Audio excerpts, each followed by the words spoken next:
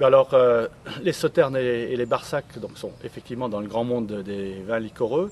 Leur spécificité, c'est, outre évidemment ce côté moelleux, d'avoir une élégance et une fraîcheur qui provient donc d'un niveau d'acidité non négligeable, qui est la signature du terroir. Cette acidité est capitale parce que sinon les vins liquoreux, ben, on sait que le sucre depuis longtemps est un anesthésiant des papilles et donc cette acidité va rafraîchir, va permettre à tous les arômes de s'exprimer et donc de montrer justement la grandeur de ce terroir. Alors en ce qui concerne les accords mets-vins, alors évidemment tout le monde pense au foie gras. Alors il est vrai que les liquoreux, 95% des liquoreux en France sont vendus les 2 dernières semaines de décembre et on imagine évidemment sur quel plat. Donc, mais leur utilisation est beaucoup plus large. Donc, il y a en fait, bon, d'abord il y a des tas de plats qui vont très bien, comme par exemple un simple poulet rôti qui est le grand accord qui se fait à Sauternes et qui marche toujours merveilleusement. On pense à des fromages. Moi, plus généralement, je crois que la gamme des liquoreux est beaucoup plus ouverte, donc on peut les mettre sur des viandes blanches. La question se pose surtout sur le plat suivant, parce que si vous démarrez avec un liquoreux d'une année plutôt fraîche, comme le sera 2008, donc ici, donc les papilles sont un peu chargées, et ben, un bon bouillon de légumes, donc, qui est en plus très tendance aujourd'hui, donc permet de repartir donc, avec des papilles tout à fait en ordre de combat pour le plat suivant. Des souvenirs, j'en ai évidemment beaucoup, des merveilleux, mais je crois que le souvenir qui est le plus simple, c'est celui que je fais très régulièrement en fin d'après-midi, souvent vers 5-6 heures avec mes collègues. Donc j'enseigne dans l'enseignement supérieur. On s'ouvre une bouteille d'un grand Sauterne ou d'un grand Barsac, d'ailleurs grand ou petit millésime, peu importe.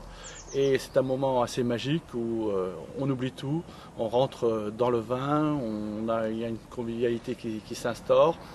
Et ben, ensuite on repart d'ailleurs de plein pied pour travailler quelques heures de plus. Donc ça remet, c'est vraiment le meilleur requinquant que je connaisse.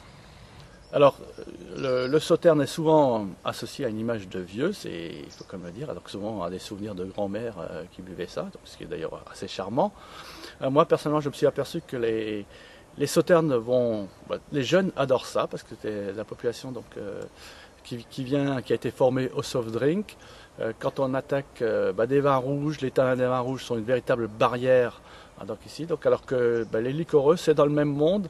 Et d'ailleurs, j'inciterai beaucoup les producteurs de vins rouges de sponsoriser les producteurs de liquoreux parce que je crois que c'est la plus belle introduction qu'on puisse faire aujourd'hui au monde du vin.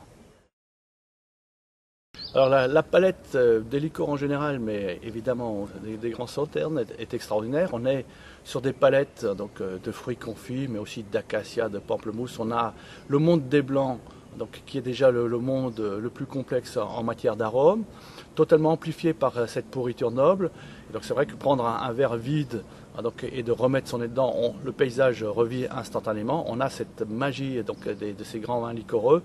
Et je crois que la palette est infinie, avec d'ailleurs des nuances extrêmement différentes, puisque dans les années riches, sur les petits arômes plutôt de fruits confits, donc il y a, alors que dans les années un peu plus fraîches, donc comme 2008, donc on va avoir, ou 2004, on va avoir donc des arômes plutôt de pamplemousse, de citron, plus ou moins confit, et donc on a vraiment une diversité de styles assez incroyable.